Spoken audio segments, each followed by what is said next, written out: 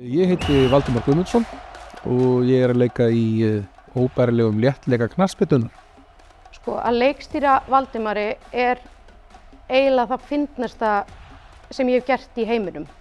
Já, í þessari sýningu komum við svolítið inn á þennan leynda hæfileika minn að vera að herma eftir fólki sem þarna kannski álita mál hvort það sé í raun hæfileiki minn eða ekki, en þarna mér finnst það mjög gaman og þetta var eitthvað sem bara gerðist í ferli þegar við vorum að skrifa þetta eða svona, já, skrifa og æfa þetta þá þarna var ég ofta að segja einhverjar sögur af alls konar fólki og þá koma svona reglulega höfði þú næður nú bara nokkuð vel, já, það er nú nokkuð líkt honum bara.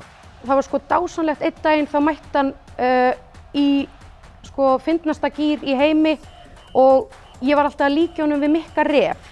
Ég var bara, manstu, þú að vera Mikki Refur, þú að vera Mikki Refur. Og hann er náttúrulega svo fyndinn þegar hann í orkunni sinni og í öryggi og bara hann náttúrulega bara skín eins og stjarnar, sko. Ég er ekki góð eftir hérna, ég ætla bara að segja það, en mér finnst það ótrúlega gaman samt að leika mig með þetta.